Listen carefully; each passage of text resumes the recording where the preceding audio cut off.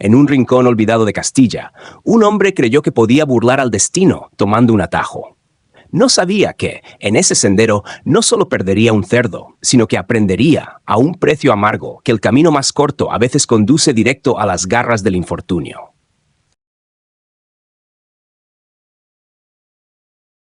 En tiempos en que el reino de Castilla aún era un mosaico de aldeas tranquilas y caminos polvorientos, se alzaba, entre colinas doradas por el trigo, el pequeño pueblo de San Antonio del Valle. Allí vivía Rodrigo, un hombre de unos 30 años, de manos curtidas y espalda acostumbrada a doblarse bajo el sol. No tenía más riqueza que su fuerza de trabajo y la vieja casita donde habitaba solo. La soledad lo acompañaba como una sombra, no por falta de deseo de formar familia, sino porque su pobreza era un muro que ninguna mujer del lugar se atrevía a cruzar. Un amanecer de otoño, algo encendió una chispa en su corazón. Su vieja cerda, flaca pero terca como él, había parido 4 lechoncitos rosados, robustos y vivarachos. Aquello, para Rodrigo, no era solo una bendición, sino una esperanza concreta. Mientras los observaba mamar con avidez, sonrió para sí. Cuando engorden un poco, se dijo, los llevaré al mercado del condado, los venderé por buen precio, y con ese dinero pagaré a una casamentera. Ya es hora de no cenar solo frente al fuego. El tiempo pasó con la lentitud propia del campo, pero con cada día los cerditos se volvían más redondos y animosos. Al cumplirse poco más de un mes, Rodrigo decidió que ya estaban listos para el viaje. Antes de que el sol asomara, preparó 2 jaulas de madera, distribuyó a los lechones en ellas y, colocando ambas en los extremos de un palo, se lo echó al hombro con cuidado. El aire fresco de la mañana le acariciaba el rostro mientras emprendía el sendero que lo conduciría al pueblo grande, donde imaginaba las monedas tintinear en su mano. Apenas cruzó el umbral de su cerca, se encontró con don Ezequiel, su vecino más anciano, apoyado en un bastón que conocía mejor los caminos que muchos pies jóvenes. El viejo lo miró de arriba abajo, fijándose en el botín que llevaba, y frunció el ceño. «Rodrigo», dijo con tono grave, «si vas al mercado, no tomes el sendero de la Quebrada del Diablo. Han corrido rumores de ladrones y embusteros rondando por allí. Esos lechones valen más de lo que imaginas para manos rápidas. Da un rodeo por la carretera principal. Será más largo, pero no pondrás en juego lo que llevas». Rodrigo asintió con un gesto breve, intentando mantener una calma que no sentía del todo. «Está bien, don Ezequiel, tomaré la carretera grande», dijo, dibujando una sonrisa que más parecía una forma de despedirse rápido que una promesa firme. Echó a andar con paso decidido, pero al llegar al cruce, donde la carretera amplia y segura se extendía bajo el sol, y la otra senda, estrecha y sombreada, se perdía entre las fauces verdes de la Quebrada del Diablo, algo en su interior titubeó. Se quedó allí, quieto, midiendo con la vista la distancia. El recuerdo de las palabras del anciano le pesaba, pero más le pesaba el palo sobre los hombros y el bamboleo inquieto de las jaulas. «Por la carretera grande me llevará medio día más. Para cuando llegue, quizá el mercado esté vacío, y seguir cargando este peso me dejará las piernas como madera». La impaciencia fue más fuerte que la prudencia. Respiró hondo, apretó la mandíbula y giró hacia el sendero estrecho.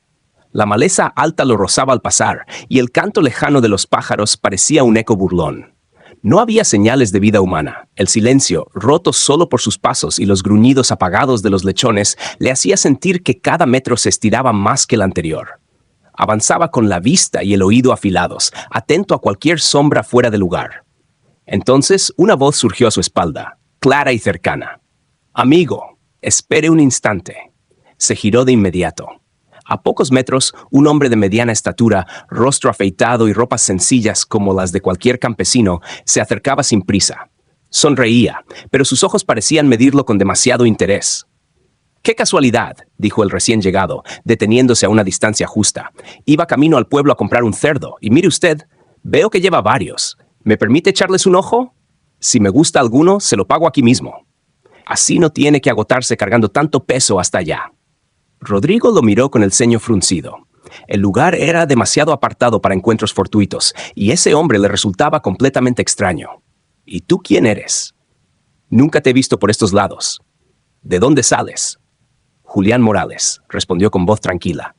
Vengo de Los Hornillos, un caserío que queda detrás del... Rodrigo nunca había oído hablar de un lugar llamado Los Hornillos. El nombre no le sonaba ni siquiera de las conversaciones de taberna, y eso ya era motivo suficiente para que la desconfianza se le colara en el pecho. Si de veras quieres comprar, propuso, midiendo cada palabra, podríamos ir a tu casa y cerrar el trato allí. Julián se apresuró a agitar las manos, como si esa idea fuera poco menos que un disparate. No, amigo. Mi casa queda lejos, detrás del cerro, y yo solo necesito un cerdo, no los 4. Hacerte caminar hasta allá sería hacernos perder el día a los 2. Tú tienes tu rumbo hacia el mercado. ¿Para qué complicarnos? Con un gesto rápido señaló una de las jaulas, como si quisiera cortar la conversación y cerrar el asunto cuanto antes. Mira, saca uno para que pueda verlo bien. Si me convence, te pago aquí mismo y así sigues más liviano, con menos peso que cargar. Yo me voy feliz con mi compra, y tú llegas más pronto a tu destino. Rodrigo, aunque llevaba la advertencia de don Ezequiel clavada en la cabeza, sintió que aquello tenía cierta lógica. El hombre parecía un campesino como tantos, con manos curtidas y ropa gastada, y su tono carecía de la urgencia agresiva que delata a los embusteros. Sin pensarlo demasiado, abrió la jaula y sujetó a uno de los lechoncitos, rosado y vivaracho, para mostrárselo. Julián lo tomó en brazos con gesto experto, acariciándole el lomo, revisándole las patas, y, como si supiera del oficio, incluso le levantó la cola para evaluarlo mejor. Lo sostuvo un instante más, y luego, fingiendo descuido, aflojó el agarre. En cuanto tocó el suelo, el cerdito salió disparado cuesta abajo, gruñendo como si escapara del mismísimo matadero. ¡Ay, Virgen Santa!, exclamó Julián con un dramatismo casi convincente. ¡Se me escapa! ¡Rápido, que lo perdemos! Y sin esperar un solo segundo, echó a correr tras él con una agilidad que no parecía propia de alguien que había caminado desde detrás del cerro. Rodrigo se quedó petrificado, observando cómo el animal se perdía entre los matorrales y el hombre desaparecía detrás. Y en ese instante, una chispa fría le atravesó la mente. ¿Y si todo esto no es más que una trampa bien armada?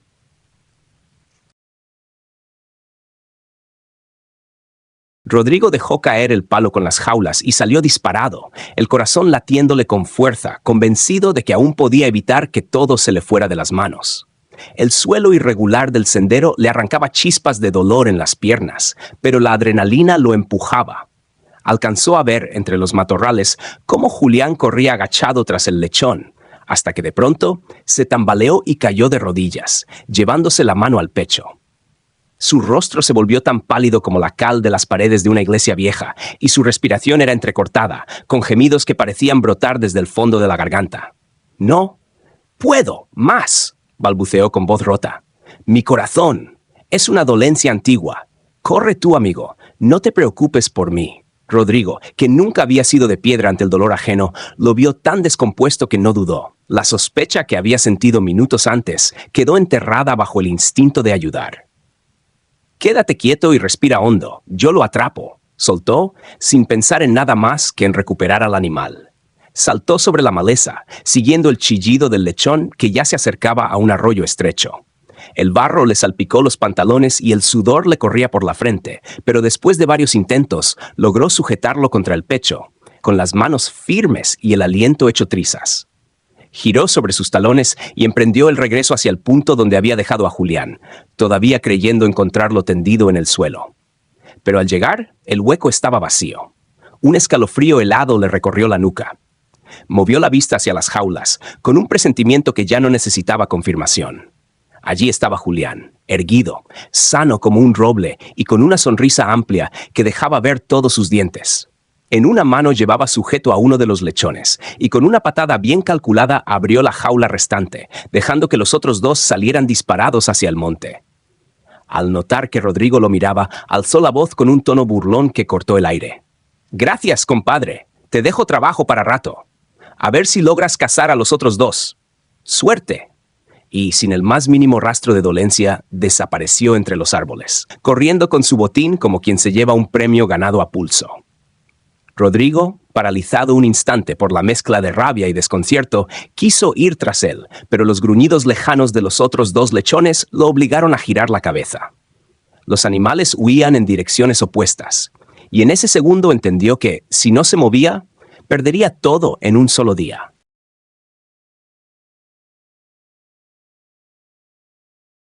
Rodrigo sudaba como si hubiera arado 3 veces el campo entero bajo el sol abrasador de agosto. El calor se le pegaba a la piel como una segunda camisa, y el polvo, mezclado con el sudor, le cubría el rostro hasta dejarlo irreconocible. Atrapar a los 2 cerditos fugados había sido una batalla campal. Chillaban como si los degollaran, pataleaban con furia, derribaban las jaulas y levantaban nubes de tierra que le raspaban la garganta. Tuvo que perseguirlos entre matorrales, saltar zanjas y hasta caer de rodillas en un par de ocasiones para bloquearles el paso. Cuando por fin consiguió empujarlos de nuevo al interior de las jaulas, jadeaba como un buey agotado y su camisa estaba empapada de sudor hasta la última costura. Al enderezarse y mirar alrededor, no vio más que el eco burlón del silencio del camino y la polvareda que se desvanecía hacia el horizonte. Del ladrón ni sombra. Aquella ausencia, más que tranquilizarlo, le ardió en la sangre como hierro al rojo. Sintió la rabia subirle desde las entrañas hasta la garganta. Tenía la cara encendida como brasa, los ojos reluciendo de impotencia y las manos crispadas como garras. Apretó los dientes tan fuerte que le crujieron las mandíbulas y masculló insultos como quien escupe veneno. «Maldito ladrón, que el diablo te arrastre al infierno y no te suelte jamás. Ojalá se te indigesten mis cerdos, que no duermas en paz ni una noche en toda tu miserable vida». El enojo le martillaba el pecho, golpe tras golpe, como si le recordara cada segundo lo estúpido que había sido. Porque, en el fondo, lo sabía. Parte de la culpa era suya. No escuchó la advertencia. No tomó el camino seguro. Había caído en la trampa como un novato. Aún así, recogió lo poco que le quedaba. 3 cerditos asustados, encogidos en las jaulas, temblando todavía por la carrera. Echó el cuerpo hacia adelante y emprendió el regreso. Cada paso era más pesado que el anterior, como si arrastrara piedras atadas a los tobillos. El camino de vuelta se le hizo interminable, y el silencio, lejos de aliviarlo, no hacía más que multiplicar la sensación de derrota. Justo al llegar a la entrada del pueblo, antes de cruzar el viejo puente de madera, se topó con don Ezequiel, el vecino anciano que aquella misma mañana le había advertido con toda claridad. No tomar el atajo. «¡Válgame Dios, Rodrigo!», dijo el viejo, posando los ojos en las jaulas. «¿Ya de vuelta tan pronto? ¿O es que vendiste uno por el camino?» Rodrigo soltó un suspiro tan hondo que parecía arrancarle el alma. «¡Ay, don Ezequiel, ni me lo recuerde!», dijo, con un hilo de voz cargado de amargura. «Me robaron y de la forma más tonta. Un pillo en el atajo me distrajo con tretas y mientras yo me peleaba con mis propios animales, me llevó un cerdo. Y todo por no hacerle caso a usted». Le relató cada detalle con precisión. El encuentro, la confusión, la persecución de los cerditos, la desaparición del ladrón y hasta los insultos que no tuvo tiempo de gritarle en la cara. El viejo escuchó en silencio, asintiendo lentamente, como quien confirma que la vida acaba cobrando las facturas de la imprudencia. Rodrigo, resignado, le pidió que se encargara de avisar a todos los vecinos para que nadie cayera en la misma trampa. Antes de que cayera la tarde, la historia ya se había propagado como incendio de rastrojo. Pasó de boca en los corrales, en las cocinas, en las tabernas y en los mercados de las aldeas cercanas. Cada narrador le añadía su propio toque, pero la esencia seguía intacta, la vieja trampa de crear una distracción para robar por otro lado. Y en cada grupo siempre surgía la misma pregunta. Si el ladrón pudo, ¿por qué no se llevó los 4 cerdos de una vez? La respuesta era tan simple como cortante. Si lo hubiera hecho, Rodrigo se le habría echado encima con todo y quizá no habría logrado llevarse ni uno. La astucia de estas artimañas está en no dejar que la codicia arruine el golpe. Robar poco duele menos, pasa más desapercibido y casi siempre funciona. Ese es el corazón de la estrategia. Provocar el caos, dispersar la atención y golpear justo cuando la guardia está más baja.